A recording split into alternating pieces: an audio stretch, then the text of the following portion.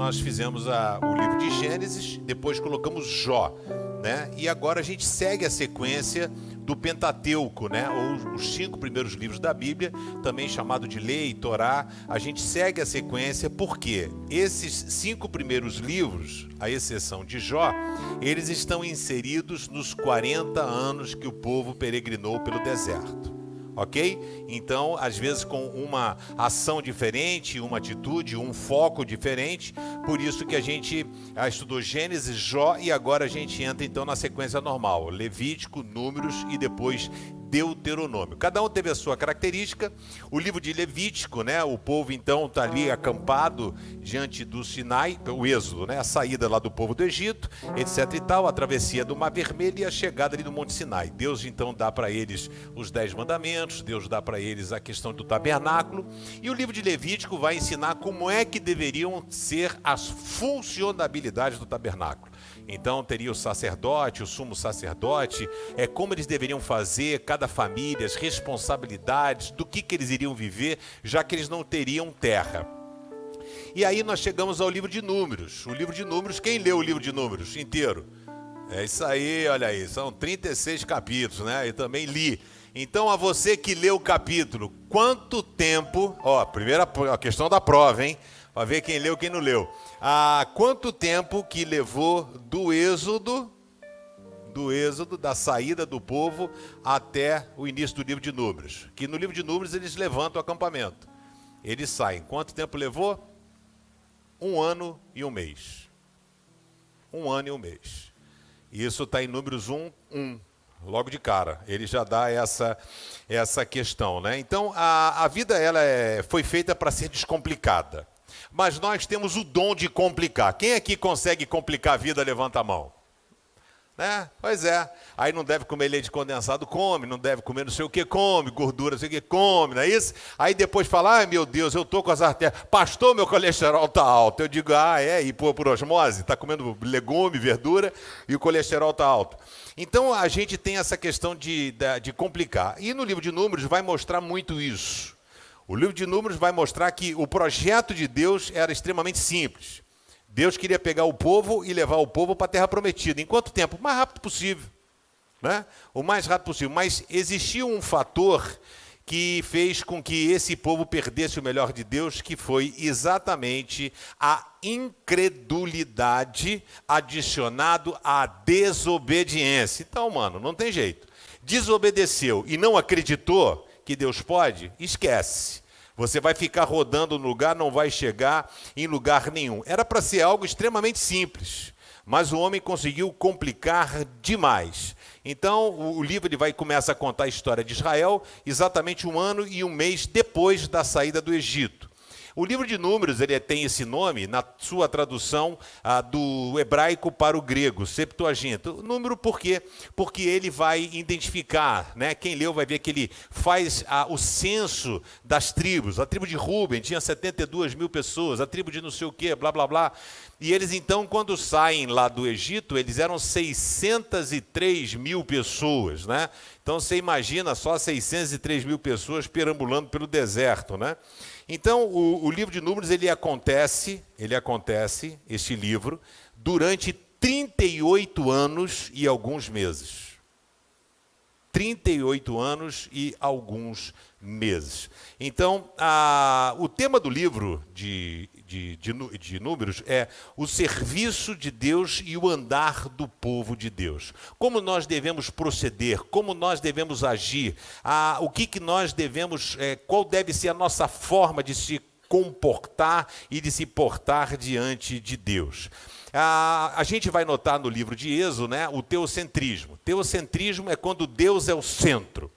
Então, o tabernáculo foi construído, com o tabernáculo foi construído a Arca da Aliança. Deus falava com Moisés, quem leu Números viu, Deus falava com Moisés em frente à Arca da Aliança. E Deus falava assim, eu já falei com profetas, já falei com pessoas, mas com Moisés eu falo face a face. Né? Com Moisés aqui é diferente. Então, eles começam a organizar as tribos em clãs. Eles saíram do Egito uma montoeira de gente. Então começa a organizar. Tribo de Rúben, junta aqui, por isso Números. Quantos tinham da tribo de Ruben? 72 mil. Tribo de Judá, tribo de tal, não sei o quê, né? Então vai Naftali, vai botando as pessoas aqui. Aser, então coloca as tribos, divide em 12 tribos, cada tribo passa a ter a sua bandeira, o seu brasão, questão de organização, não é isso? A torcida do Vasco para lá, a torcida do Fluminense para cá, do Flamengo para lá, então essa organização. Então a sua forma de acampar, Números fala isso, ao leste vai ficar não sei quem, ali vai ficar tal, e o livro também vai mostrar o seguinte, quem mandava na parada era Deus. Porque existia uma nuvem, em cima da tampa da arca, existia uma nuvem, e essa nuvem cobria o sol, protegendo o povo do castigo do sol no deserto. E à noite virava uma coluna de fogo, aonde eles poderiam andar, fazer as suas coisas ali, ou seja, via como uma iluminação. E aí o que acontece? Eles estavam caminhando e de repente a nuvem parava, o sacerdote parava. Então dizia, é aqui que Deus mandou parar. Ele parava, todo mundo armava o acampamento. Todo mundo acabou de bater a estaca, armou o acampamento, deu 3 horas, a nuvem começava a se mexer, pessoal, vamos embora, todo mundo recolhia tudo. Às vezes passava dias, às vezes algumas horas. Mas Deus estava ensinando o povo que quem mandava era Ele. E isso é um ensinamento que tem que valer para nós até os dias de hoje, né? Então, essa forma de acampar, a bandeira, as atribuições dos levitas. Então, você vê a importância da gente estudar a Bíblia em ordem cronológica e entender que, por exemplo, o Arão era levita, irmão de Moisés. Ele era levita, existiam os sacerdotes e ele foi denominado o sumo sacerdote, ok? E aí, mas quem vai confirmar essa nomeação é o livro de Números. É o livro de Números que vai confirmar. Porque existiram as pessoas que tinham inveja. Existiram os caras que eram da tribo de Levi e falaram assim, pô, que palhaçada. Por que só Deus vai falar com Arão? Por que Arão vai ser o sumo sacerdote? Eu posso ser também. E aí, obviamente, quando acontecia isso, logo Moisés e Arão se ajoelhavam e tal. E aí falou assim, vamos fazer o seguinte, né? Primeiro vamos ver quem Deus escolheu. Então cada um dos levitas, dos clãs, pega e traz uma vara. E as varas serão colocadas diante da tampa da Arca da Aliança com o nome da pessoa. Pedrão, sei quem, Gelson, os nomes estão aqui. E aí o que acontece? A árvore que florescer, esse cara será o escolhido por Deus. E a vara de Arão floresceu com fruto e tudo, né? Diz a Bíblia. E aí então Arão foi escolhido, as pessoas pararam de temar. Depois reclamaram por que Deus falava com Moisés, já que poderia falar com todo mundo. Eles poderiam ouvir e pronto. Aí Deus falou, então vamos ver se a gente está exagerando ou se é isso que Deus quer. Então todo mundo na frente da tenda, do tabernáculo. Tudo isso, gente, ensinando as pessoas a terem uma comunhão e dependência com Deus. As coisas não aconteciam em qualquer lugar. Eles iam à porta do tabernáculo, do templo, para poder então que Deus se manifestar. E aí os caras falaram, você é demais. Então aí Moisés falou, então se eu estiver mentindo, que Deus mande o castigo do céu e pá. E a família desses caras, Corá, Abimaé, Abisaé, sei lá, um troço assim, abriu o chão e os caras desceram para o inferno 3D, né? O cara desceu, ali o diabo no caldeirão do Hulk, desceu, o pessoal desceu online, né? Para o inferno. Então, vai mostrando o livro de Números alguns detalhes muito interessantes. Você vê Paulo fazendo a lei do Nazireu. Você vê Sansão, que nós vamos estudar no livro de Juízes, ele era nazireu. E aí aqui explica o que é nazireu. O cara não vai raspar a cabeça, o cara não vai beber o vinho, o cara não vai fazer o quê? Então mostra lá. Em Números também, capítulo 6, tem a bênção sacerdotal, bênção arônica. Já ouviu falar da bênção arônica? Bênção arônica é o seguinte, o Senhor te abençoe e te guarde, o Senhor faça resplandecer o seu rosto sobre ti, o Senhor te dê a paz, o Senhor tenha misericórdia de ti. Então, quer dizer, é chamado de bênção arônica, era a bênção do sacerdote. Existe a bênção apostólica, que quem deu essa bênção foi o apóstolo Paulo, em 2 Coríntios, no final do seu último capítulo, ele diz que a graça e a paz do nosso Senhor e Salvador Jesus Cristo, o amor de Deus Pai, a comunhão e a consolação do Espírito Santo seja com cada um de vós. Essa bênção é chamada de bênção apostólica. Então, no curso da história, os apóstolos davam essa bênção. Por isso que a gente encerra o culto assim. E existe a bênção arônica. né? Que o Senhor te abençoe e te guarde, que o Senhor faça resplandecer o seu rosto sobre ti e tal. O livro de Números, então, a galera movimenta. As pessoas saem do Monte Sinai e agora eles começam a andar pelo deserto, né? Então ali acontecem coisas curiosas, porque o povo reclama que não tinha cebola, saudade da cebola, do alho, da coisa lá do Egito. Eles começam a reclamar que não tinha carne, eles queriam carne, porque estavam cansados de comer o maná. O maná era tipo uma farinha branca. Então, aquele troço maná de manhã, maná de tarde, maná de noite, deve ter sido fácil também não, hein? Né? Aí só sendo vegano mesmo para conseguir. Aí o cara pega maná, a galera não aguenta mais o maná, aí Deus fala, então tá bom, então vou mandar carne para vocês. Aí Moisés enlouquece. Fala assim, o senhor está brincando? São 600.000 pessoas. Se a gente matar tudo que é bicho que tem aqui, esquece, não vai ter como. E aí Deus manda um vento forte e vem codornizes, passarinhos. E a Bíblia diz que caiu de pássaro o equivalente não, exatamente, 1 metro de altura de passarinho, 1 metro, num raio de 30 quilômetros.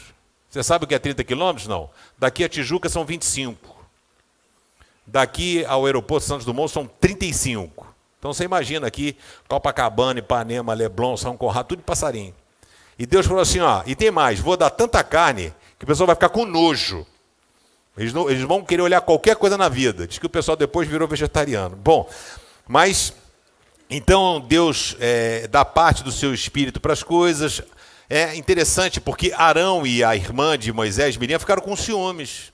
Porque Deus falava com Moisés. A gente é irmão, cara, sangue do mesmo sangue. Aí Deus pega e dá uma lepra para Miriam. Miriam fica leprosa. Aí Arão, o pessoal falou, pá, Deus me perdoa, pá, não sei o quê, perdoa, não faz isso com ela. Deus falou, tudo bem, eu vou curar ela, mas ela vai ficar de castigo 1 semana fora do acampamento. Sentiu? Você sempre acha que Deus é gente boa, né? Que ele tem que fazer tudo o que você quer. Podia ter curado ela na hora, não podia? Mas ele deixou na disciplina, vai ficar 7 dias lá, leprosinha, para poder entender quem manda nessa bagaça, né? Então Deus falou isso, não falou bagaça, a bagaça é da minha parte, ok? Deus não fala isso, Deus, né? Aí, então o que acontece? É no livro de Números que registra a questão dos 12 espias. Nenhum outro livro cita, que o pessoal foi olhar. Deuteronômio cita porque Moisés faz essa história toda.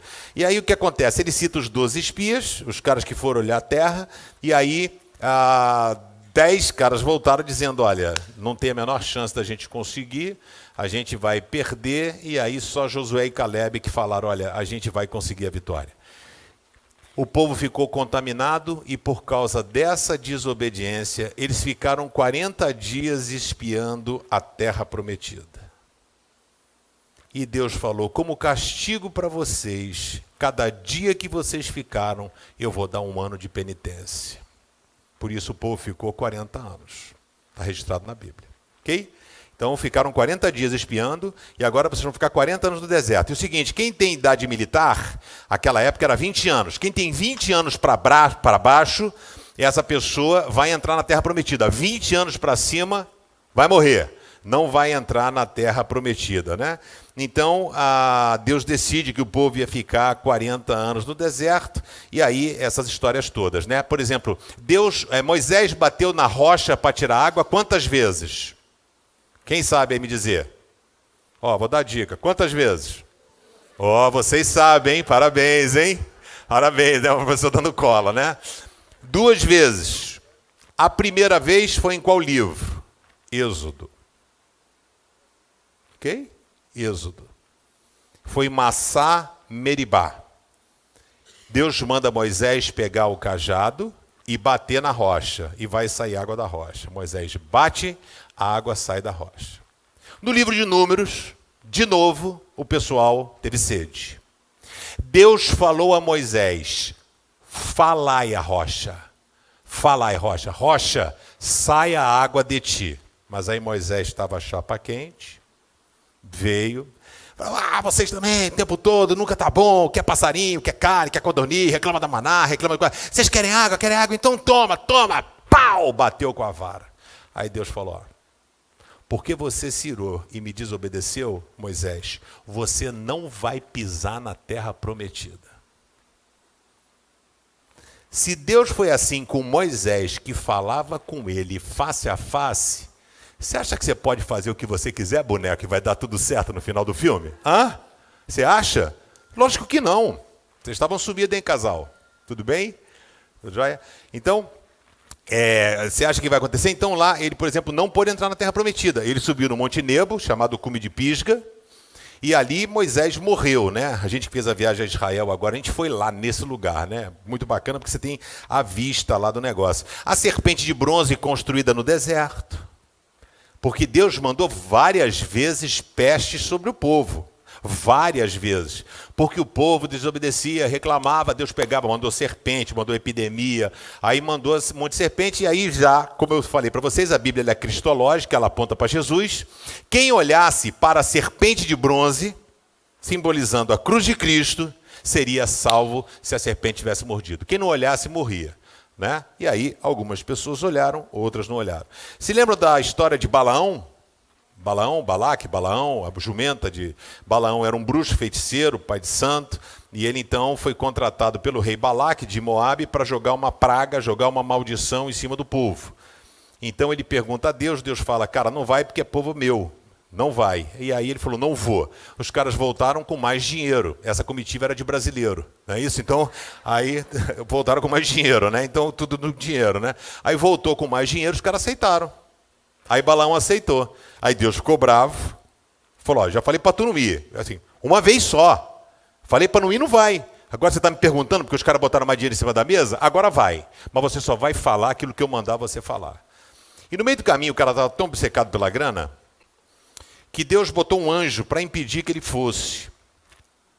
A jumenta viu o anjo e o cara que era um profeta, um adivinho, não viu. O jumento se desviou algumas vezes, ele bateu no jumento. O jumento chegou numa hora que o anjo se posicionou, que ele veio, raspou a perna, prensou a perna de Balaão no negócio. Balaão começou a dar na jumenta, a jumenta começou a conversar com ele. Por que você está me batendo? O cara está tão cego que ele continuou batendo e conversando com a jumenta. Olha só, né? E jumento somos nós muitas vezes, né? Que Deus mostra para a gente e nós não vemos, né? E aí, então tem essa história também. Você vai ouvir falar jargão, porque a jumenta de Balaão... Ok? Isso aqui está registrado aqui em Números. Aí Balaão tenta amaldiçoar o povo e aí não consegue. Aqui fica aqui uma doutrina teológica para você que contra o povo de Deus, quem é lavado e remido no sangue de Jesus, macumba não pega. Amém? Não pega, mas é lavadinho e remidinho pelo sangue de Jesus. Crente meia boca está na mão do cão, entendeu? Então, o cara que é lavado e remido pode fazer a macumba do tamanho do corcovado, pode botar coisa não sei do que, charuto, cachaça, faz o que quiser, não pega, não pega, não pega, não pega, porque maior é o que está em nós do que o que está no mundo. Balaão foi amaldiçoar o povo. E no que ele foi amaldiçoar, ele começou a sua maldição, dizendo, Balaque, filho de Zippor, me fez vir da Síria, e cheguei aqui, ele disse, vem, amaldiçoa o povo, e aqui 7 altares, 7 touros, não sei o quê. E ele disse, como posso amaldiçoar a quem Deus abençoou? Se Deus abençoou, eu não tenho autoridade para revogar. Quem disse foi o próprio cão. E depois ele fala outras palavras, né? Águas manarão do teu balde. Israel só abençoou. Até o rei Balaque ficou bravo. Falou, bicho, eu estou sempre trazendo uma praga. Se você não quer jogar praga, não joga. Mas também não abençoa, pô, né? Se você não pode amaldiçoar, então essa história também está registrada aqui no livro de Números, né? Então, abra sua Bíblia. Em Números, capítulo 13, verso 31. Essa autoria é atribuída a Moisés, né? Então, o tema que eu dei para o livro é o seguinte, por isso é melhor marchar do que desconfiar. Está na dúvida, marcha. Deus falou, vai embora. Sabe por quê? Porque o preço é muito alto.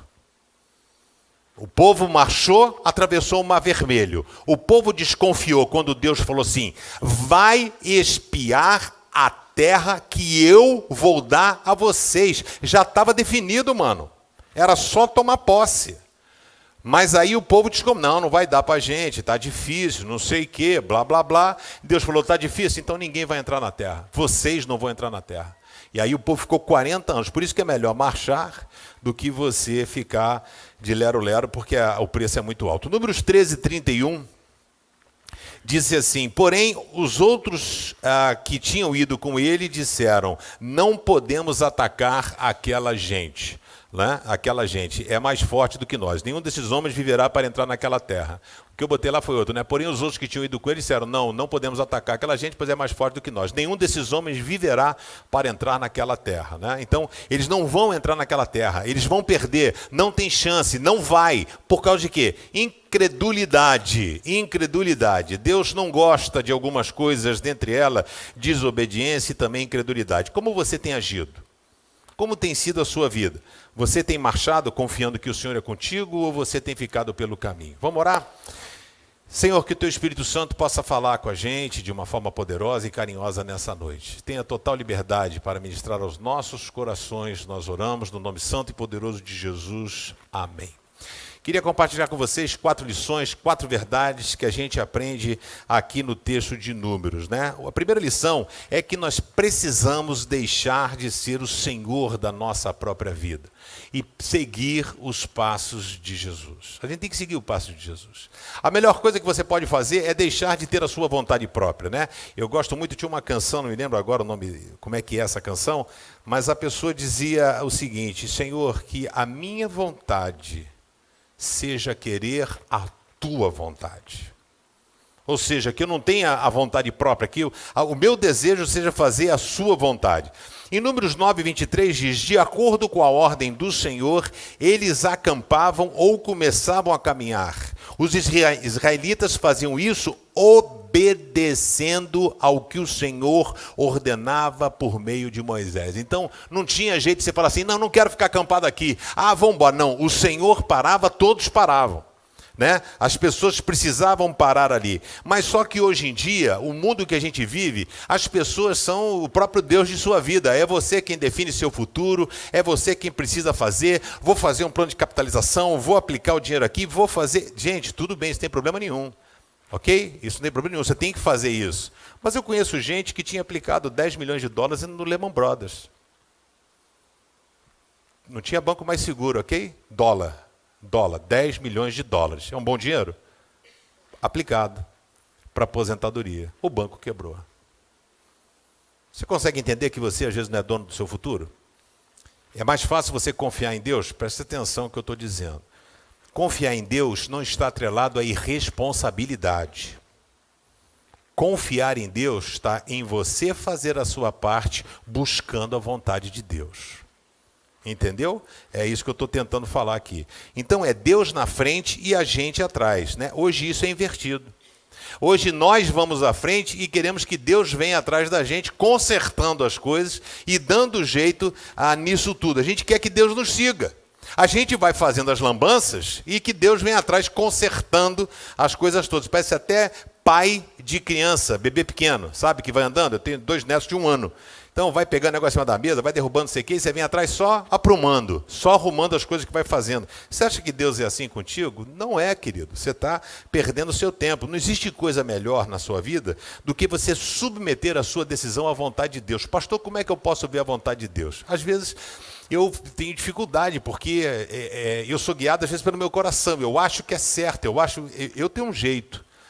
Eu faço uma oração firme, forte. Vou ensinar vocês a minha reza. Estou brincando.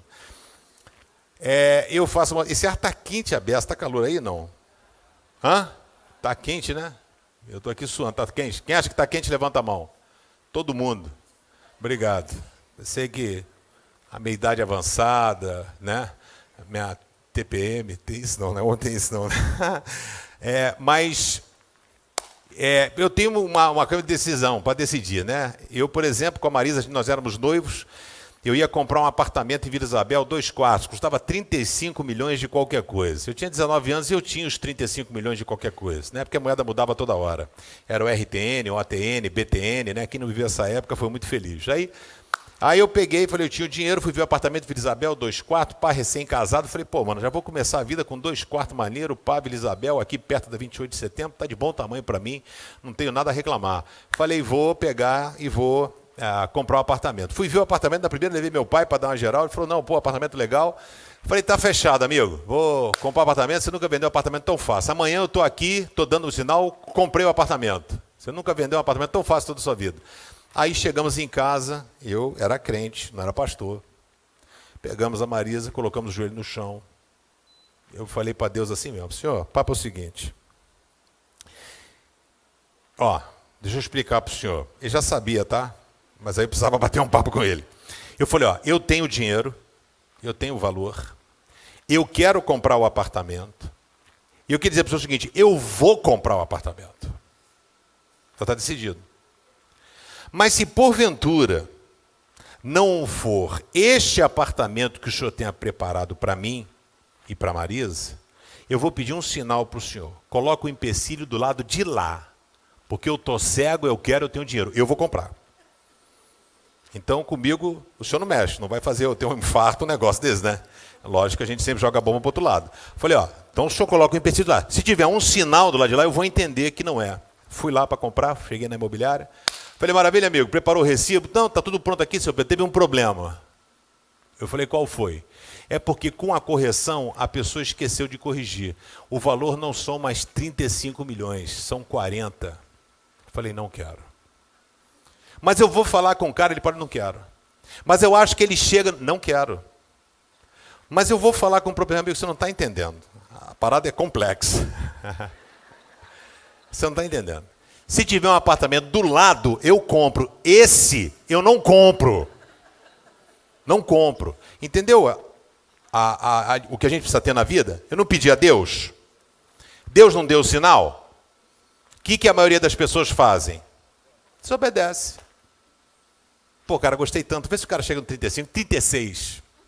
Entendeu? Já fugi do que eu pedi para Deus. E aí não comprei o apartamento.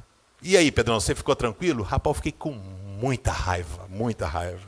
Eu não fui nem trabalhar aquele dia, tanta raiva que eu fiquei, sabia? Fui embora para casa.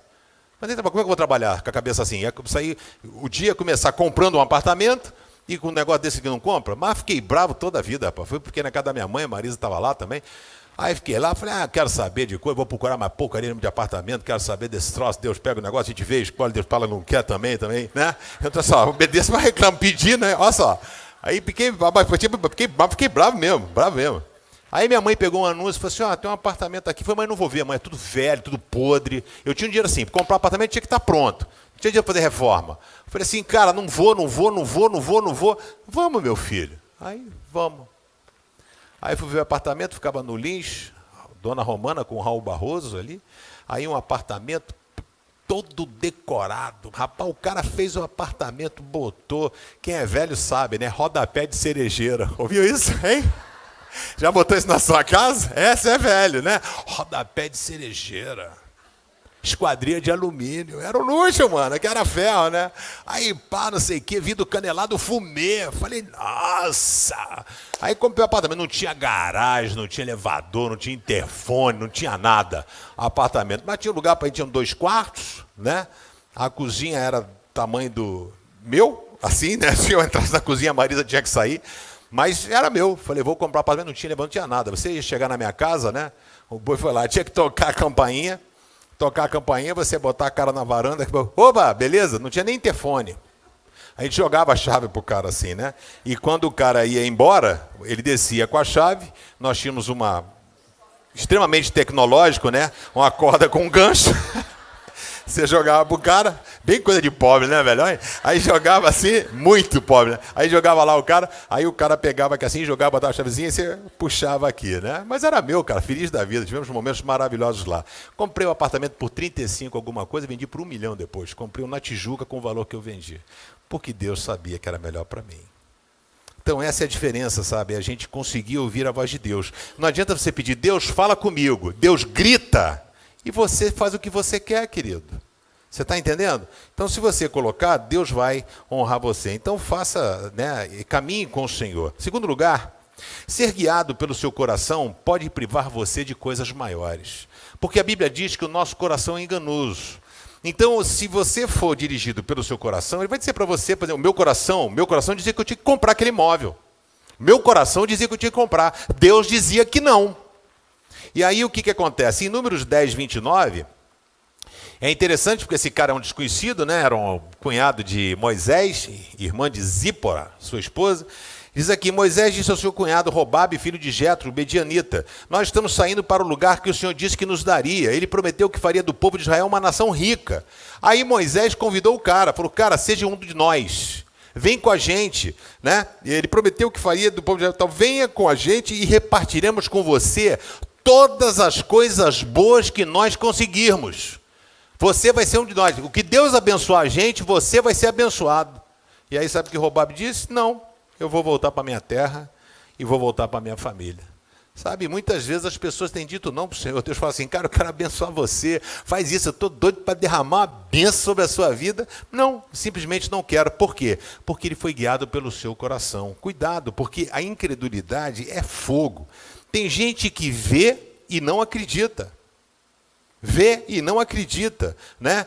E não confia, né? As bênçãos de Deus às vezes estão na nossa cara e a gente recusa, a gente não percebe, né? O cunhado de Moisés não percebeu. Será que você tem conseguido perceber, né? Por que será que Robabe não quis ir com o povo de Israel? De fato, eles foram por demais abençoados. E ele seria abençoado também. Mas ele escolheu não ser abençoado. Será que tem sido essa a sua escolha? Será que você tem escolhido se privar daquilo que Deus quer fazer na sua vida?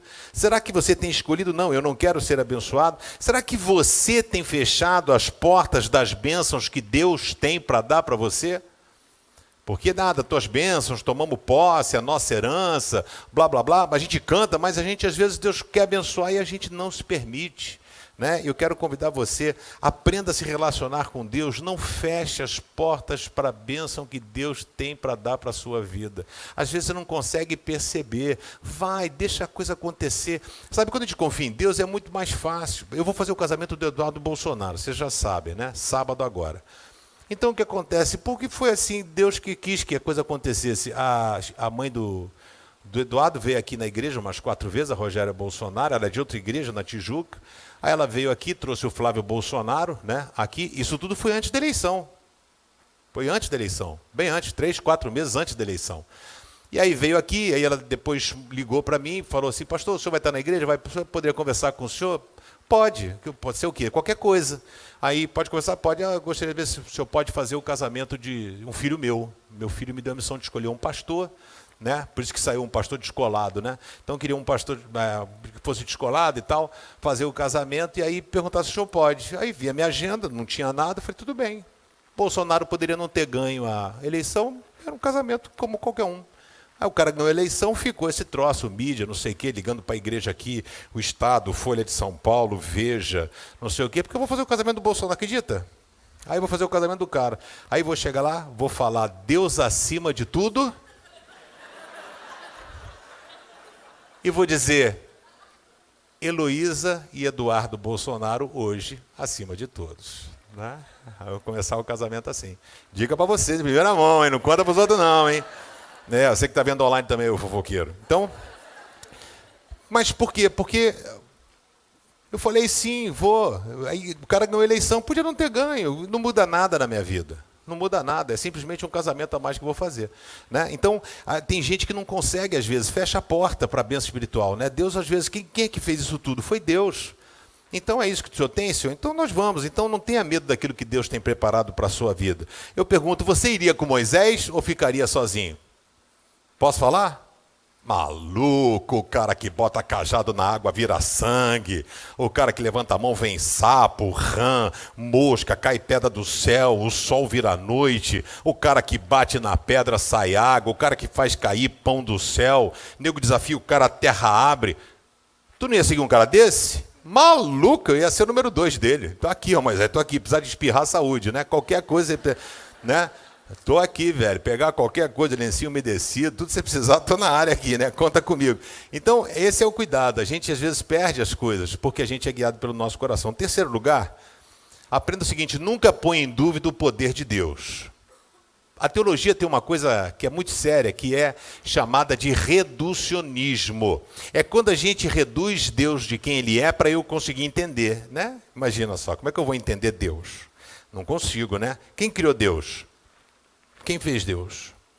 Como é que Deus construiu o mundo com uma palavra? Como é que eu vou entender? Não vai entender. Ok? Então, você não tem objetivo, não vai entender. E não cabe a nós entender. Aí tem coisa que entra a fé. Então, só que as pessoas, às vezes, têm um relacionamento com Deus, mas põem em dúvida a fé. Foi o que aconteceu com Moisés. Muito engraçado, cara, né? Eu leio o texto assim, e eu aprendi que quando você faz uma leitura, você tem que tentar roubar a ideia do leitor. E você entrar dentro do texto, né? Você tem que... E eu tô ali, tô lendo e tô ali do lado do Moisés, tô vendo a parada toda, né? E aí eu comecei a rir, né? Porque em Números 11, 23, o povo estava reclamando por carne. E aí ele falou assim, tá bom, diga ao povo para se purificar que amanhã eu vou dar carne. Aí Moisés chegou pro cara e falou assim, Deus, o senhor tá brincando, né, que vai dar carne? O senhor tá brincando que vai... Não tem jeito, 600 mil pessoas, cara, não tem açougue, se comprar carne do Brasil inteiro, o Denis vender tudo que ele tem lá, nós não vamos conseguir alimentar esse povo, esquece. E aí, em Números 11, 23, porém o Senhor Deus respondeu a Moisés, a essa dúvida dele, será que eu tenho tão pouco poder quanto você acha? Aí eu ri, né? Eu comecei a rir. Porque Deus falando assim para Moisés, falou assim... Você consegue lembrar um pouquinho do que eu fiz? Consegue? Lembra daquele arbusto quando eu te chamei que estava pegando fogo, mas não queimou? Você se lembra quando eu falei para você jogar a vara no chão, ela virou cobra, depois virou... Você se lembra disso, não? Você se lembra quando você botou a vara, o cajado no rio Nilo e ele virou sangue? Você se lembra? Agora eu estou falando para você que eu vou dar carne amanhã. Você está me perguntando como? Você está achando que eu sou o quê, amigo? Você está achando que eu sou quem? Você está falando com quem? E aí Deus fala para ele, agora mesmo você verá o que eu disse, se vai acontecer ou não. Então é interessante isso, né? A gente às vezes pede a Deus as coisas e desconfia, né? Deus com muito bom humor responde a Moisés, fala assim, rapaz, será que eu tenho tão pouco poder? Ainda o que eu fiz não foi suficiente para você não ter menor dúvida? Deus podia fazer cada grão de areia virar uma vaca. Entendeu? Ou não podia? Ele criou um mundo, ele fez o homem do pó, ele podia pegar o pó e fazer vaca, pronto. Já fazer picanha pronta, já assim, fatiada, com alho, com coisa, que delícia. Né? A gente que está com fome, ô glória. Aí, então, o que acontece? É legal ver que Deus diz a Moisés que ele vai resolver o problema. E como é que ele resolve? Deus pega e manda um vento. Está vindo aqui um bando de passarinho, Deus pega um vento, pega aquela passarinhada toda maluco, e vem aqui e cai os bichinhos tudinho aqui para a galera comer frango assado. Comeram frango até morrer, né? Então descobriram o chão e tudo mais. Por isso que eu quero dizer a você o seguinte, nunca põe em dúvida o poder de Deus. Às vezes a gente está tão enfraquecido pela vida que a gente põe em dúvida. Deus se esqueceu de mim, Deus não me ama. Não aceite isso, porque Deus tem um plano para a sua vida. Que você jamais jogue a toalha, porque o Senhor está do teu lado. Quarto e último lugar, aprenda o seguinte, Deus é muito maneiro. Deus é muito maneiro, mas Ele não passa a mão na cabeça de quem desconfia dele. Não tem conversa. Entendeu? Ou você está com Ele, mano, ou você está fora. Ok? Então não tem o meio termo, né? Então Deus é maneiro, mas Ele não passa a mão na cabeça de quem, por alguma forma, desconfia. E aí, em Números, né, 14, 17, ele fala, agora, Senhor, eu peço que mostres o teu poder e que faças o que prometeste quando disseste, eu, o Senhor, tenho paciência, compaixão. Moisés está intercedendo quando o povo desobedeceu a Deus. Deus falou assim, cara, eu vou detonar essa galera, né? E ele fala assim, Senhor, eu toma conta deles, eu peço, Deus, perdoe o pecado desse povo, de acordo com a tua grande misericórdia. Mas Moisés fez um discurso maravilhoso ali, né? Como já tem dito, desde o Egito até aqui, o Senhor Deus disse, já que você pediu, eu perdoo. Deus falou, pronto. Você quer que eu perdoe? Eu perdoo.